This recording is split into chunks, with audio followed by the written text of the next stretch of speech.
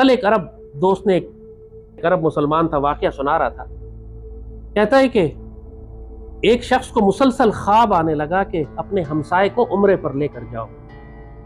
ایک رات خواب آیا، دوسری رات آیا، یہ حیران کہ یہ خواب اتنا واضح اشارہ ہے لیکن کیوں مجھے آ رہا ہے؟ ہمسائے کی کوئی ریپوٹیشن بھی اچھی نہیں تھی، محلے میں گناہگار مشہور تھا، لوگ اس سے ملتے جلتے بھی نہیں تھے، اور بار بار خواب آ رہا ہے اس کو کہ اس کو عمرے پر لے کر جاؤ۔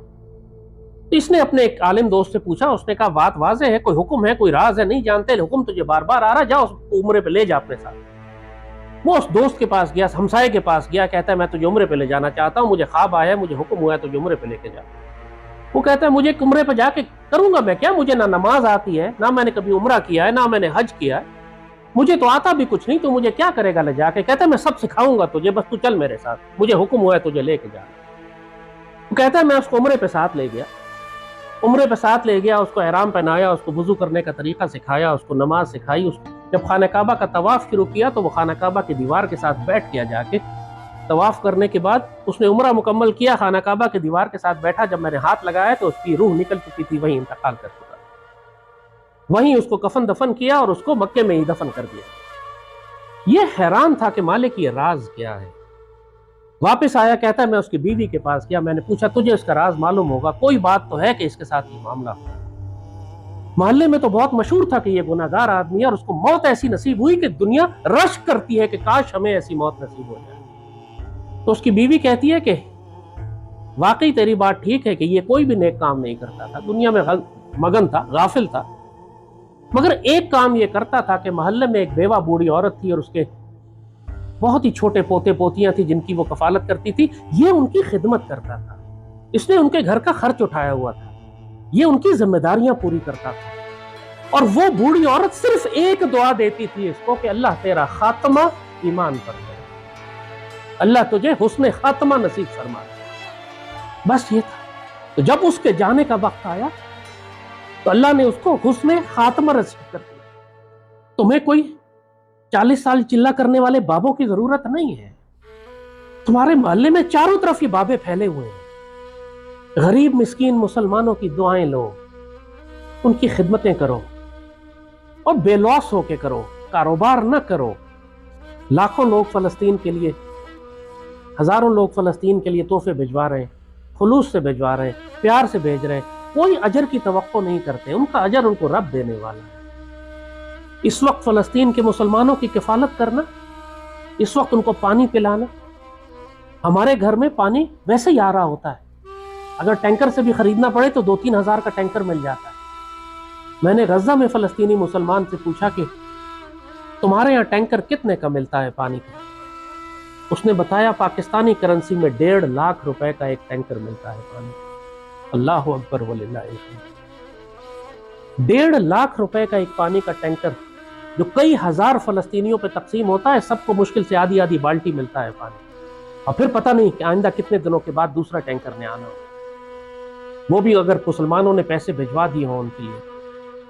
تم اگر خلوص کے ساتھ سیدی رسول اللہ کی امت کی کفالت کرو، یتیم و بیواؤں اور مسکین کی کفالت کرو، تو جو تم کو دعائیں ملیں گی، اللہ سے امید رکھو کہ اللہ تمہیں حسن خاتمہ نصیب فرمائے گا، دجال کے فتنوں سے محفوظ رکھے گا، گمراہ لوگوں کے پیچھے چلنے سے اللہ تمہیں روکے گا، تمہارے لیے مشکلات کرے گا، کہ کہیں تم جب گناہوں کی طرف جاؤ گے تو تمہارے لیے مشکلات ہوں گی، نیکیوں کی طرف جاؤ گے تو اللہ تمہارے لیے آسانیاں کرے گا۔ اپنے ایمان کی حفاظت کرو، یہ فتنوں کا دور ہے، ہر گمراہ کے پیچھے تمہیں آج پاکستان میں ہزاروں لوگ چلنے والے ہیں۔ اللہ سے ڈرو، حسن خاتمہ کی دعا کرو، ان لوگوں کی دعائیں لو جو بے ساختہ اپنے دل سے دعا نکالتے ہیں تمہارے لیے، جب وہ توقع نہیں کرتے کہ کوئی ان کا دھیان کرے گا، اس وقت تم ان کی کفالت کرو، ان کا دھیان کرو، کر کے دیکھو تو صحیح ہے۔ لوگ پوچھتے ہیں مرشد کامل کہاں سے تلاش کریں؟ سب سے بڑھ کر تمہارے مرشد کامل سیدی رسول اللہ ہیں، تم سیدی رسول اللہ سے تعلق قائم کرو۔ فقد استمسک بالعروۃ الوثقی لا انفصام لها، جس نے سیدی رسول اللہ کا ہاتھ تھام لیا پھر یہ رشتہ کبھی ٹوٹنے والا نہیں ہے۔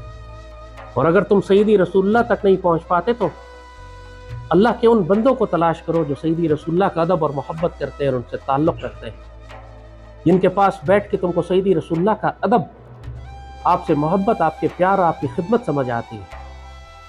لوگ ہم سے پوچھتے ہیں، ہم سے کہتے ہیں ہمیں کسی بابے کا بتائیے، کہتے ہیں اللہ کے بندو، تم سڑکوں اور جنگلوں میں بابے تلاش کرنے کے بجائے تم اپنے گھر میں اپنے ماں باپ کو کیوں نہیں دیکھتے جو اللہ نے تمہیں 2 بابے دیے ہوئے؟ تم اپنے محلے کے موچی کو کیوں نہیں دیکھتے؟ تم اپنے فوڈ پانڈا کے رائڈر کو کیوں نہیں دیکھتے جو غریب لڑکا گھر پر آ کے تمہارے کھانا رات کو 2 بجے پہنچا رہا ہوتا ہے تمہیں، کیونکہ تمہارا نخرہ ہے کہ میں نے رات 2 بجے چپس کھانے؟ تم ان کی دعائیں کیوں نہیں لیتے؟ تم اپنے ماں باپ کی دعائیں لے لو، تم اس غریب موچی کی دعا لے لو، تم اپنے فوڈ پانڈے کے رائڈر کی دعا لے لو، یہ سب بھی تو ضرورت مند سفید پوش ہے نا۔ تم ان کی کفالت کرو، ان کی ضرورت پوری کر دو، جب وہ توقع بھی نہ کرتے ہو تو جو وہ دل سے تمہیں دعا دیں گے اللہ اس دعا کو کبھی رد نہیں کرے گا۔ یہ تمہارے بابے ہیں۔ جیسے کہا موچی سے تم اپنا جوتا ٹھیک کراتے ہو، وہ کہتا ہے 100 روپے مجھے دے دے، تم اس کو 1000 روپے دے دو، دیکھو اس کے دل سے جو دعا نکلتی ہے وہ اللہ کا عرش چیرتے ہوئے جائے گی، تمہارے حق میں قبول ہوگی۔